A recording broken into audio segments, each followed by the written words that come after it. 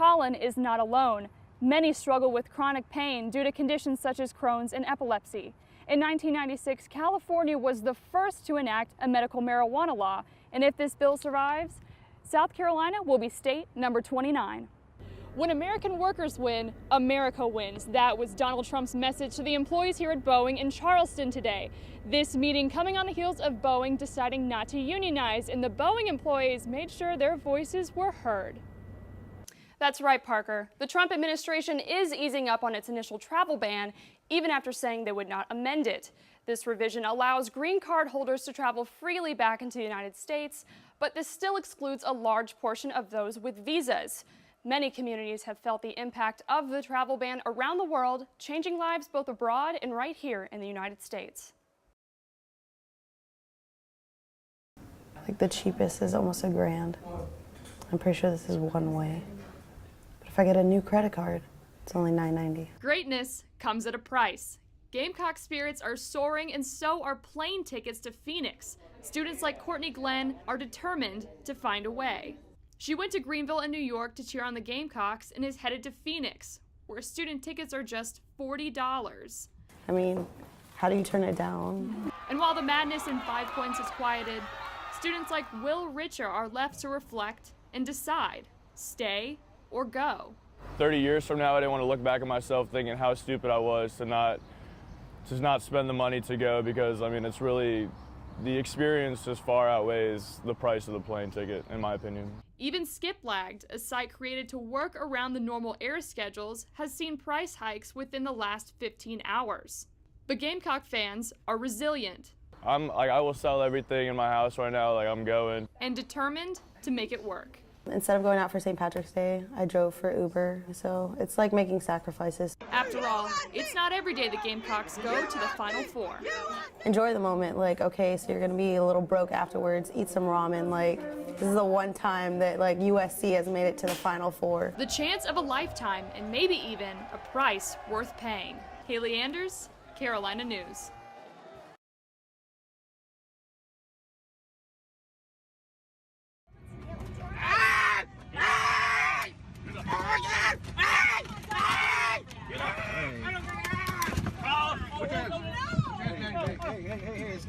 Come on.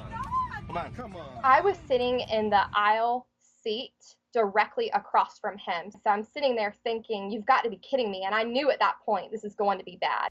Kelly witnessed when United representatives told a man he was randomly selected to give up his seat. He had asked about volunteering earlier, but sat back down. He started to get very upset because he had just, inquired about volunteering. And now he's being told, well, tough luck. You and your wife were chosen. You're going to have to leave. That's when police boarded the plane. The passenger beside me had lifted our armrest up and had pulled me closer to her because she was afraid I was going to get hurt. Parents were trying to move their kids away so their kids wouldn't see what was about to occur. And then this.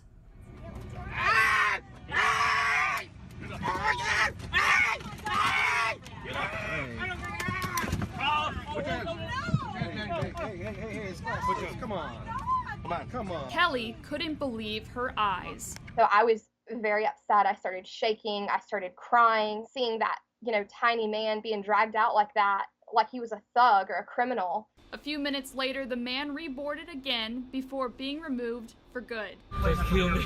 Just kill me. Kill me. Kill me. Just kill me. I had to go home. Kill me. Just kill me. Just kill me. United's CEO issued a statement apologizing for having to, quote, reaccommodate customers. I'm not sure what flight he's referring to because I didn't see any of that take place on flight 3411.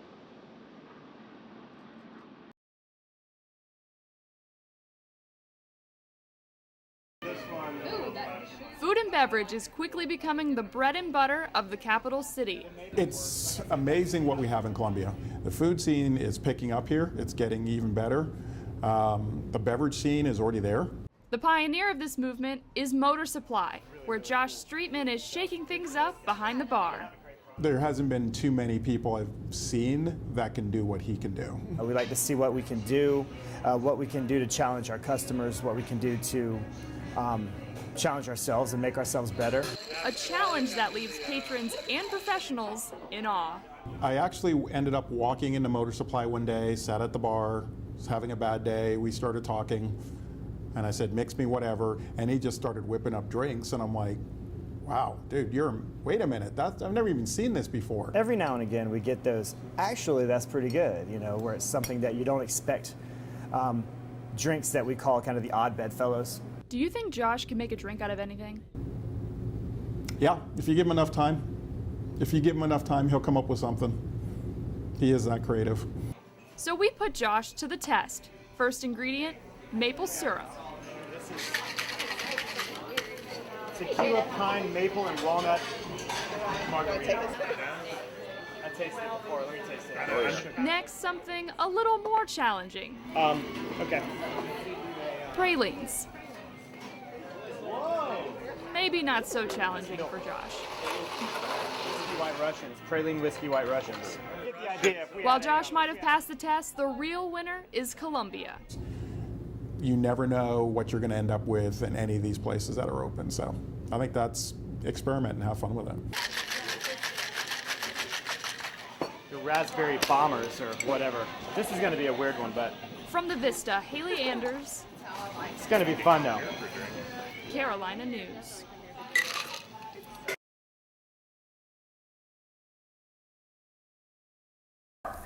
You're such a sweetheart. Are you my baby?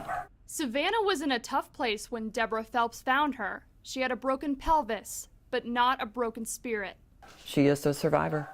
Phelps brought Savannah into the light, and she is not the only dog that needed a guardian angel. September 23rd, 2016 is a day I will never ever forget. It was total chaos. Jordan Johnson, the man convicted last year of running a puppy mill from his Chester County property behind me, held 116 Dobermans captive.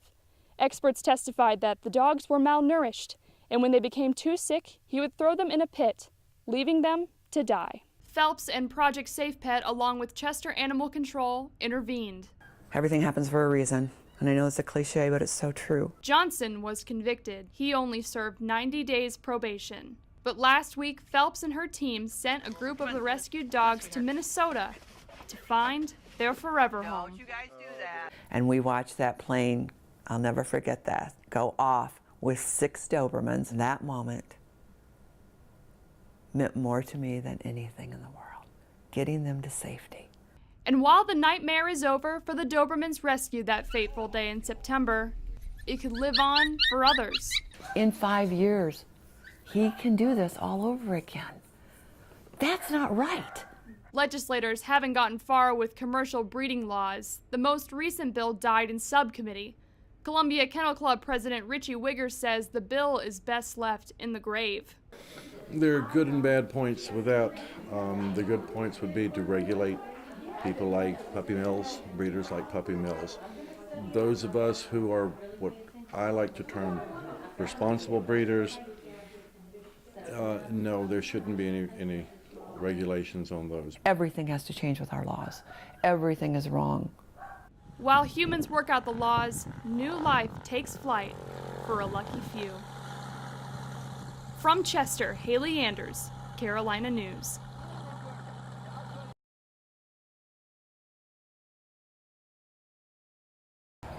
Why are you out here by yourself? Oh, you're not by yourself. Karen Brown is a loyal volunteer for the York County Humane Society, just as loyal as her promise to the dogs she cares for. She celebrates the good times. She came in one day and she had an application the same day. She set a world record. And stands firm in trials. This is not an isolated situation. They are breeding and breeding and breeding. And I don't even like to call it breeding. Backyard breeding runs rampant throughout the state. York County ordinances have harsher penalties than the rest of South Carolina, but Brown says this issue needs to be handled at a higher level. The counties are not in a position to handle something of this magnitude, especially since it is a statewide problem. To believe that it is a local community issue is completely naive.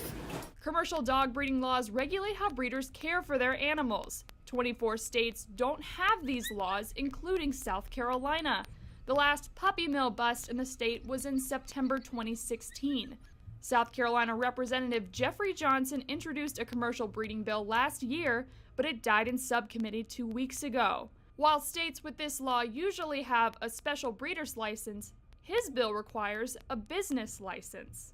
If there is a concern that has been notified to the local police, other authorities, they can go to the business office and find where this business is. A business license. Anybody can get that. Whenever you create a bill, you've got to make sure that it doesn't become so involved that nothing gets done. Even the business license, I don't think there was a lot of approval because some counties don't have business license. So are we now requiring those counties to start having business license? Representative Johnson hopes to reintroduce his bill after revision. Until then, Brown continues to make good on her promise. Yes, we are. Hayley Anders, Carolina News.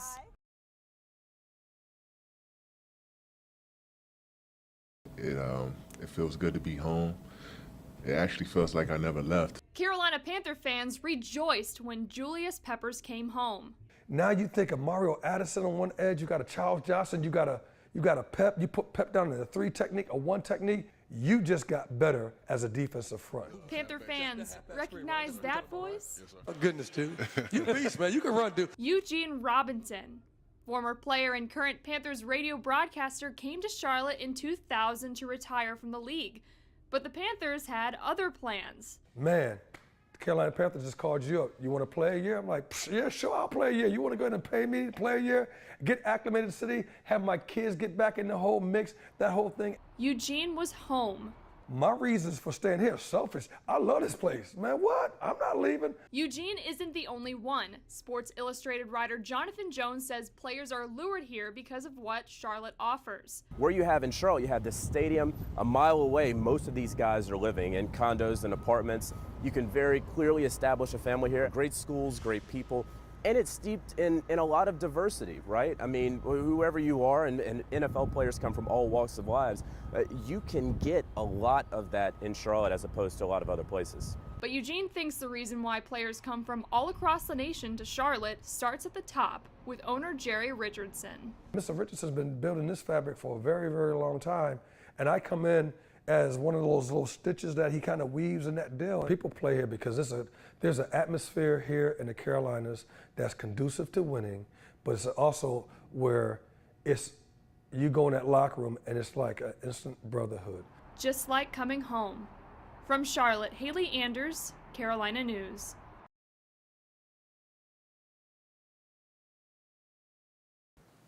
That's right, Parker. The Trump administration is easing up on its initial travel ban, even after saying they would not amend it. This revision allows green card holders to travel freely back into the United States, but this still excludes a large portion of those with visas. Many communities have felt the impact of the travel ban around the world, changing lives both abroad and right here in the United States. It's been a week since President Trump signed on the dotted line, banning travel into the United States from 7 Muslim-majority nations. Protesters take to the streets, supporters to the podium. So we're taking a pause. So I support the pause, yes. Was it rolled out in the best way? I would say, you know, it probably left some things to be desired. And while some lawmakers back the ban, those directly affected have a different perspective. This is walking on the rights of people. They said we keep to our commitments. And then you say, I don't accept that. You don't have the right to travel to my country. Those directly affected might be closer than you think. Even I'm being here as U.S. citizen, and I have 2 kids born here, so it's putting impact on us and giving some unnecessary stress to us. Dr. Abbas Tavakoli came from Iran to the United States in 1986 to study public health. Today, he has 2 masters and a doctorate from the University of South Carolina. And soon, his son will be a Gamecock too after he graduates high school in the spring. Dr. Tavakoli wants his family to celebrate together, but his wife's cousin cannot travel into the United States because she is an Irani-born Canadian citizen. Her passport shows she cannot come in. I don't think that is right. Let me put it this way. If it was you, how would you feel? Despite the odds, Dr. Tavakoli remains steadfast. I love this country because you can express yourself, you can get education, whatever interests you. And all of these degrees you see I accomplished here, and I'm proud of it. When I asked Dr. Tavakoli what advice he would give to a young Irani hoping to study here, he said, stay hopeful, and one day you can pursue your dreams like I did. Princess?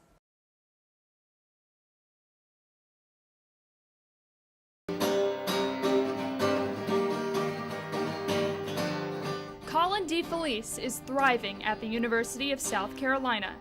He's a self-taught musician, an active member of Toast Improv Group, a fraternity man, and a volunteer in the community.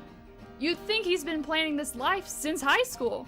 At the time, I'd been aspiring to do NROTC for the Marines. But life has a way of changing our plans. I got on the scale, and I think I was 118, and I'm usually 140, and I had just weighed myself about 3 weeks ago. So red flags went off immediately. 3 weeks later, Colin was diagnosed with Crohn's disease, a condition that cannot be cured, only the symptoms treated. Your stomach, I guess to describe it, constantly feels hungry, but when you eat, you don't feel better, it hurts more. Colin has infusions every 8 weeks, and since Crohn's is an autoimmune disease, Colin's medications are immune suppressants, which means he must be on guard at all times. We had about 12 kids in my fraternity this past 2 weeks get the flu, and I've literally just been avoiding any of our events because it's one of those things where if you get sick, you're gonna be going to the hospital because you're not gonna be able to get better on your own. Colin is not alone. Many struggle with chronic pain due to conditions such as Crohn's and epilepsy.